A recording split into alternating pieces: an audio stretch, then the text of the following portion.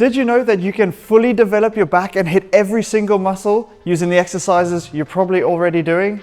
Well, today we're going to go over how to optimize your technique to target every single muscle in the back, including the ones people often forget to. This will end up giving you a fully developed back, but more importantly, I'm going to go really down into detail, stripping away the layers, showing you which muscles are working in which exercises and how to change over and target a different muscle using the same exercise. Now this is video number 2 in the series where we peel back the skin and look at what muscles are working. The first covered chest and shoulders, and today we're covering the back using a vertical pull, horizontal pull, straight arm pull, and then for Jeff Cavalier, the face pull.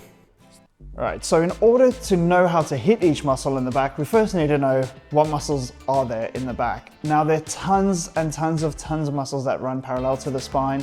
Now we're going to refer to these as a group because, well, they share function, and B, they don't play a massive role other than stabilizing everything in terms of giving you an absolutely wham back. Then we need to go on to the muscle that everyone knows about, and I'm sure you've heard it before, the latissimus dorsi, aka the lats. This is the main muscle in the back, the one that we all want, that gives us that massive V-taper, wide shoulders, the lot, right? So that's brilliant, we know about that one.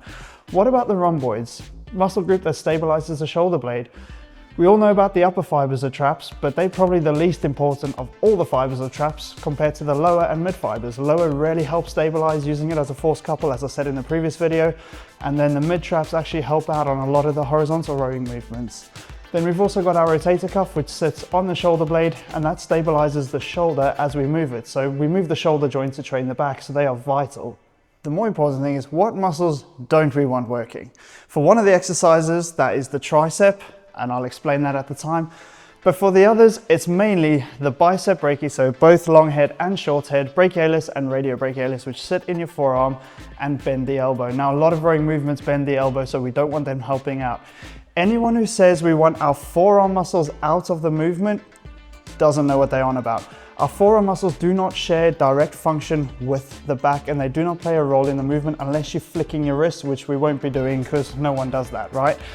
The reason why people struggle is because their grip strengths limit how much they can row, right? If that happens, just use wraps, but don't use wraps and not grip on. It's really important to squeeze. Squeezing can actually increase the muscle activation in the muscles that we're targeting. Do it next time you're on the lat pull down.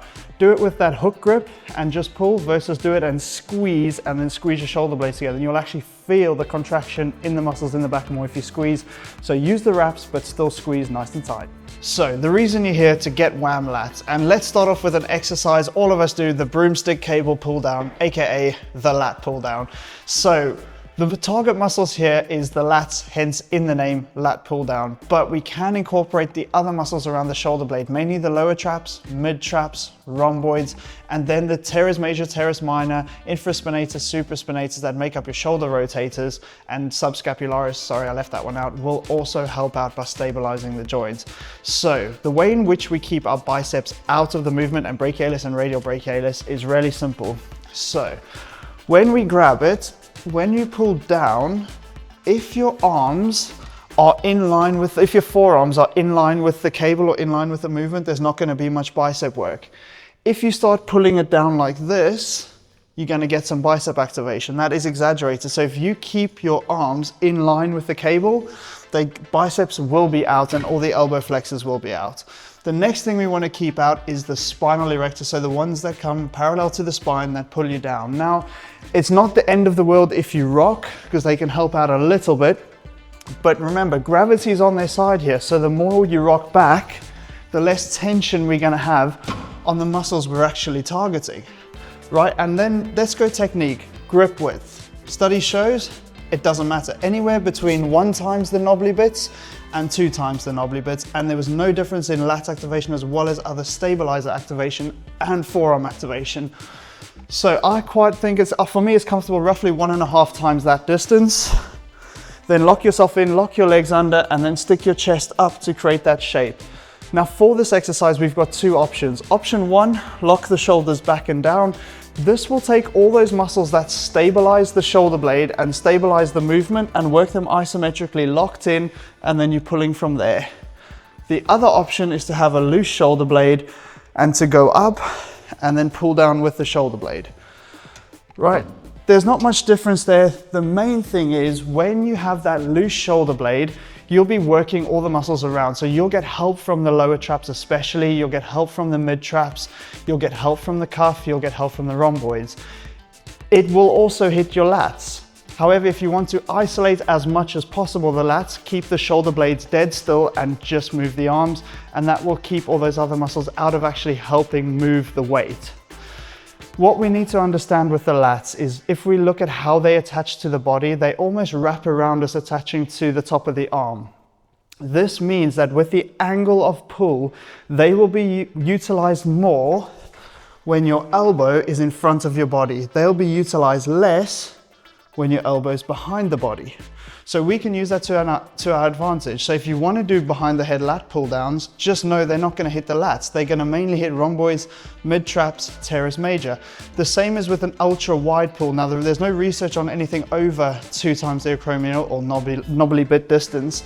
But if we go ultra wide, we're going to have less likelihood of getting our elbows in front of the body as we pull to our chest, so they end up slightly behind. Therefore, they will hit the rhomboids, mid traps, lower traps, and especially teres major a little bit more. And teres major sits just under there, and it can give you the illusion of a bigger V-taper and bigger lats. So the next question I know is on your mind, what about the chin up or supinated grip? Now this, funny enough, actually hits the lats quite a lot because look how far your elbow is in front of the body. However, be cautious here because in this position, the biceps like to say, oh, I'm in a quite dominant, strong position, and you end up doing a glorified bicep curl. The way in which you keep them out is exactly the same as previous. So keep the arms in line with the cable, and then you will not have a problem with your biceps jumping in. If your biceps pull down and they are no longer in line with the cable, you can see that angle there, then we're gonna have a problem and it's gonna turn into a bicep exercise. And almost aim your elbows towards your back pockets, and that will optimize the lat engagement in that movement. Right guys, let's talk horizontal row. So the reason this is important, if we look at the fibers on the lats, they fan out. If we look at the fibers on the traps, they fan out. If we look at the fibers on most of the back muscles, you guessed it, they fan out slightly. So this becomes really important to hit the back fully. We need to hit the back from all different angles so we recruit all fibers within the muscle. The horizontal principles apply for any horizontal row you pick. Pendlay row, dumbbell row, barbell normal row, sumo row, or what do they call it, landmine row in this country. You can do it on a chest supported machine, a non-chest supported machine, or my favorite, like I'm gonna do today, the cable row. So, first things first is back posture. Now I know physios love posture, but I'm not too keen on it. But for this, if we tilt our pelvis forward, you see what that's doing to my shoulder position? That's locking in my spine in that position there.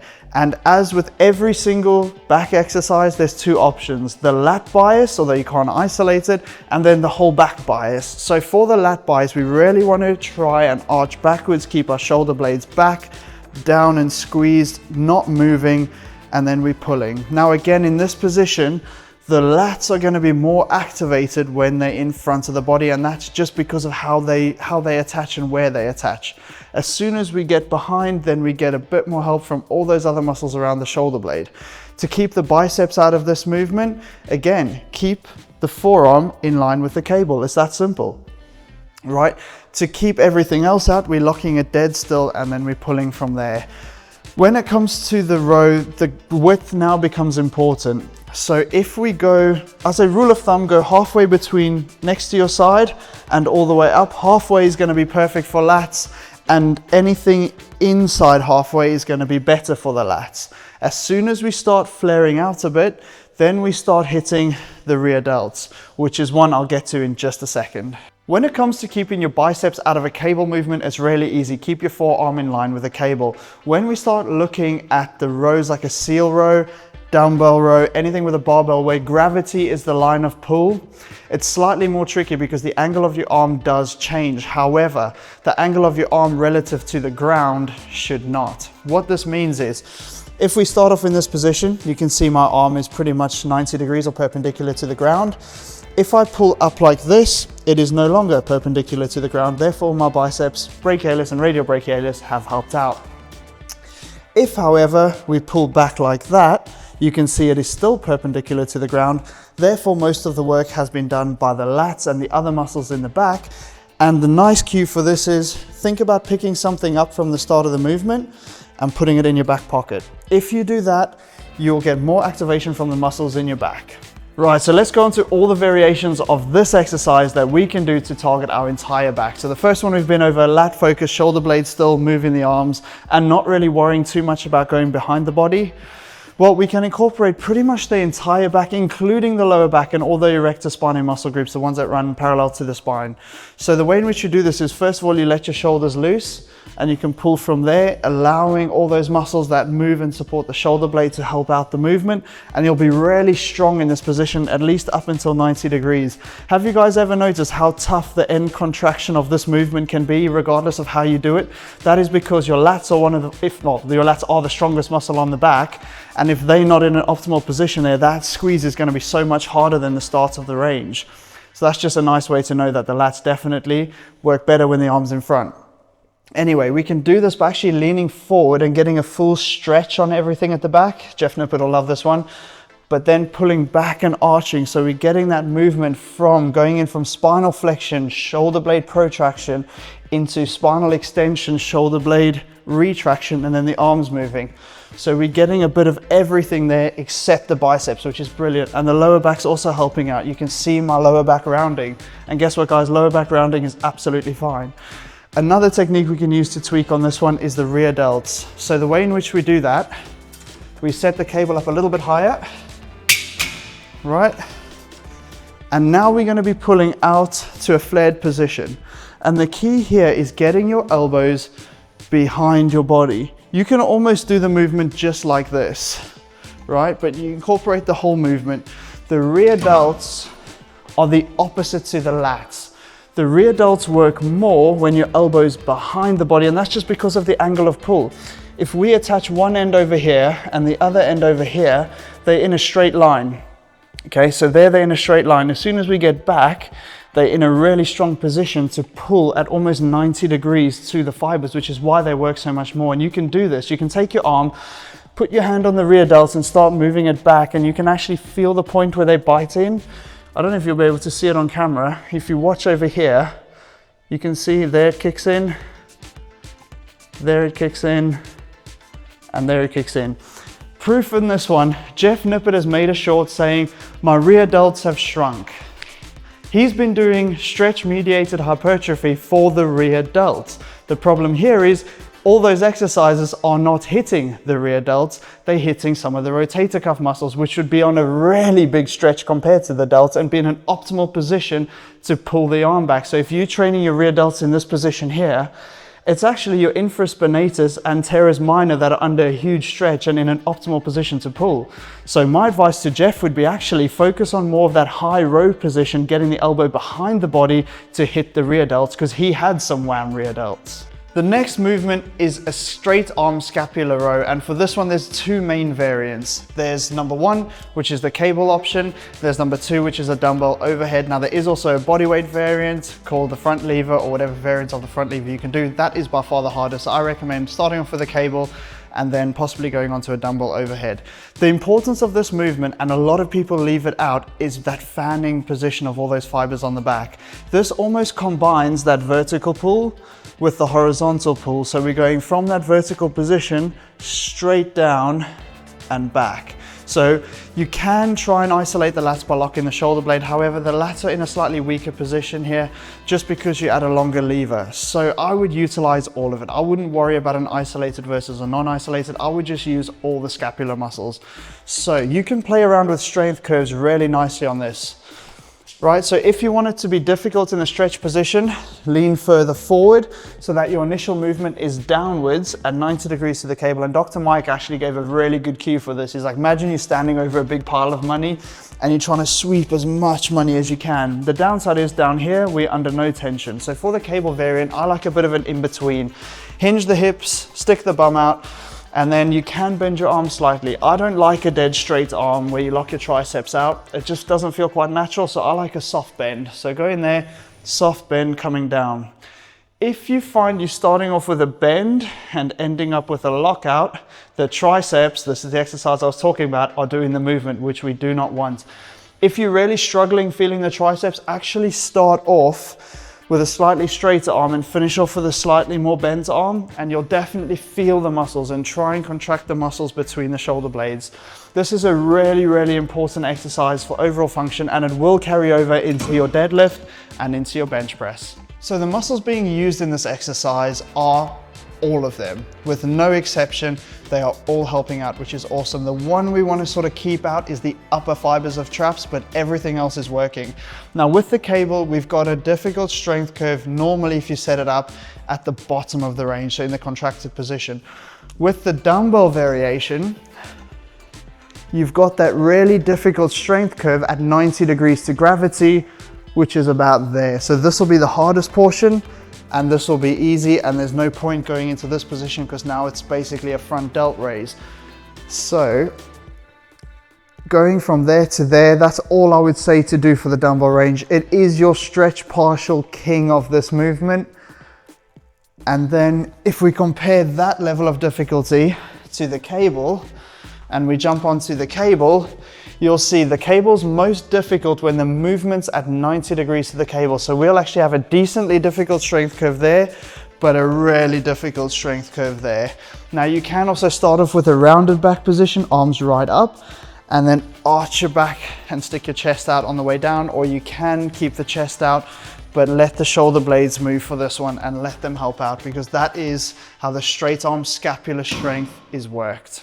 Next up, we've got one of my favorite exercises, and I know it's Jeff from Athlete X's favorite exercise, and that is the face pull with external rotation.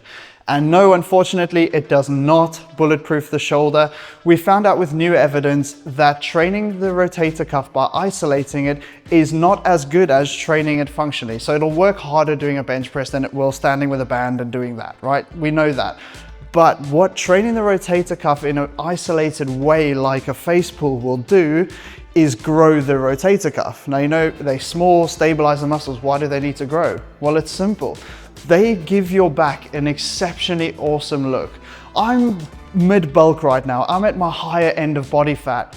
And if we look at my back, especially my rotator cuff around the shoulder blade, you can still see those muscle fibers, even though they're covered by a few layers. So when you get really peeled, and I'll show you some footage here, the rotator cuff gives an epic, unique look to the back that a lot of people just don't have. So be those people that train your rotator cuff. You've got two variations. The first is the normal one with the cable. Now for this one, we want to try keep the shoulder blade itself as still as possible. So we want to pull it back and down, and then we want to try and move so that our wrists get behind the elbows. Now, I've got insane external rotation in my shoulders from playing cricket and being a fast bowler. A lot of people won't, so a lot of people will only be able to get there, and that's fine. Just have the thought of your wrists getting back, so we're externally rotating. And that's gonna be really hard in that contracted position, and you will feel them. Right, having that chiseled look to the back, especially if you're a bodybuilder, can give you an insanely awesome back. So let's head over to my favorite variation of this movement, which is on the TRX. So the reason I really enjoy the TRX variant is simple. It changes the strength curve. On the cable, the hardest position is at the back. The TRX is the only way you can do this where the hardest position is at the start. So because of gravity, that is now the hardest position. This, because I'm basically just standing upright, I could just drop that, there's not much tension there. But if I let go over here, I'm hitting my head really hard on this solid floor. So same thing applies. Shoulders, back and down, chest up, and then we're pulling back to the exact same position. If that's too easy and you want some tension on the back, take your feet further forward. But this will be extremely difficult, and you can control the eccentric here. This will be extremely difficult in the stretch position, which we've seen does play a role. So changing the strength curves can play a role, but the evidence is not sound enough yet. So I would recommend doing a bit of both. Right, so Pete, I don't have a TRX at my gym. What can I do? Well, you've got my mother to thank for this one, because her gym doesn't have a TRX. But get yourself to a better gym. But jokes aside, what she's been doing is taking the cable, walking it right the way back, till the point where it locks out. And now, I'm gonna slip on this floor, you've got your makeshift TRX. Right, that is pretty cool. You can do your rows there too, for those who love TRX rows. So there you've got a TRX at every gym. So when it comes to the TRX face pull and the cable face pull, don't pick one, do both. The reason I say this is we know the rear delts work more when the elbow's behind the body. Therefore, they will be under more tension when we're using the cable, when that's the hardest part of the movement. The other muscles work harder when your arms are in front of your body, aka the TRX, so they'll be working harder. So if we overlap those strength curves, not only do we get strength throughout range, we get different muscles performing the movement in different positions, and therefore we'll cover all bases by combining the two together. So guys, it's impossible to isolate the back muscles, but we can favor different ones by changing the technique. So if you haven't tried all of these variations, definitely give them a go, and don't just pick your favorite one. Here I recommend doing all the variations of the movement to get a bulging back, not just bulging lats. If you haven't already seen my previous video talking about how the shoulder blade works in terms of chest movements and shoulder movements and how to choose which muscles are getting worked and which muscles we're keeping out, go check out my previous video. I'll have that linked at the top of the screen at the end of this one. Remember guys, this is a series, so we've still got the arms and the legs to come, so stay tuned if you don't want to miss either of those videos. Thank you so much for watching. If you enjoyed the video, please smash that thumbs up button down below and hit that subscribe. It'll really mean a lot to me. If you're new here, well, welcome and congrats for making it this far. And I don't expect you to smash subscribe just yet, so consider checking out some of my other content, and hopefully one of these days I can earn that subscription from you. Until then, we'll catch you in the next one.